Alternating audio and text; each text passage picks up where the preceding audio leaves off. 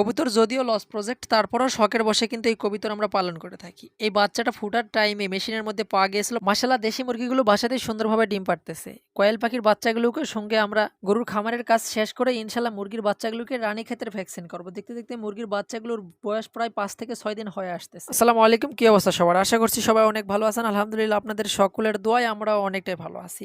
আজকে সকালবেলায় নিয়ত করছি মুরগির বাচ্চাগুলোকে রানীক্ষেতের ভ্যাকসিন করব। সেজন্য খামারের কাজ প্রায় কমপ্লিট করে নিচ্ছি। প্রায় সব কিছু আব্বাই কমপ্লিট করে রাখছিল। বাচ্চাগুলোকে একটু দেখার জন্য আসলাম। মাশাআল্লাহ সব কিছু মিলেই কিন্তু কিছুটা অনেকটাই সুন্দর আছে আগের থেকে। আমাদের গরুর খামারের সামনের সাইডে আব্বা রং করতেছে। রং মিস্ত্রি নিয়ে আসতে হয় না, এই কাজগুলো আব্বা জানে, সেজন্যই।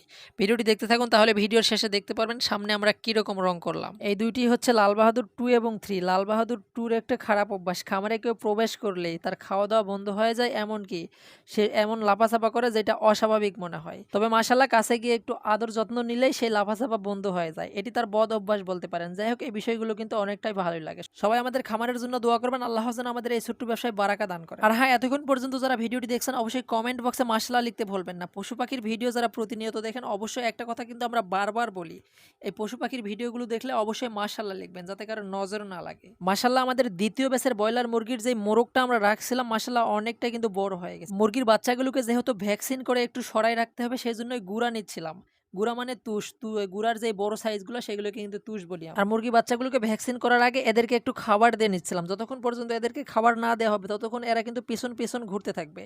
সেজন্য একটু ফিড দিয়ে নিচ্ছিলাম। একসঙ্গে দেশি মুরগি, ব্রয়লার মুরগি এবং কবিতরগুলো সুন্দরভাবে খাচ্ছিল মাশাআল্লাহ। যদিও এই কবিতর লস প্রজেক্ট, তারপরেও কবিতরের মায়া যারা পড়ছে তারা কিন্তু চাইলেও কবিতর বাসা থেকে উঠাই দিতে পারে না, অল্প পরিসরে হলেও কিন্তু রাখে। তবে এইটা সত্য, সকলেই কবিতরের প্রেমে পড়ে সেই ছোট্ট বয়স থেকেই। সেই কবিতরের প্রেম থেকে একজন সে সফল খামারি হয়ে ওঠে। শুরুটা কবিতর দিয়ে হলেও শেষটা কিন্তু অনেকটাই সুন্দর হয়, কারণ পশু পাখির প্রতি যদি কারো ভালোবাসা থাকে তাহলেই সে একদিন সফল খামারি হতে পারবে ইনশাআল্লাহ। তবে অনেকেই জানতে চান এই ভ্যাকসিন কোথায় কিনতে পারবেন। আপনার বাজারে যে ভেটেরিনারি দোকান আছে সেখান থেকে কিন্তু ভ্যাকসিন আপনার ক্রয় করতে পারবেন। তবে ভ্যাকসিন নিয়ে আসার সঙ্গে অবশ্যই পলিথিনে করে বরফ দিয়ে নিয়ে আসবেন। যদি বাসায় নিয়ে এসে সঙ্গে সঙ্গে ভ্যাকসিন করেন তাহলে সঙ্গে সঙ্গে সেটা সিস্টেম করে গুলিয়ে নিয়ে ভ্যাকসিন করবেন।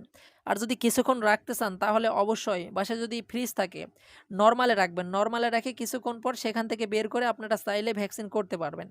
যারা চোখে ভ্যাকসিন করেন অবশ্যই এক চোখে 1 ফোঁটা করে দিবেন। আর যদি পানির সঙ্গে দেন তাহলে পানিতে সুন্দরভাবে গোলায় নিয়ে পরিমাণ মতো পানি এবং পরিমাণ মতো ভ্যাকসিন গোলায় নিয়ে সেখানে আপনারা খেতে দিবেন।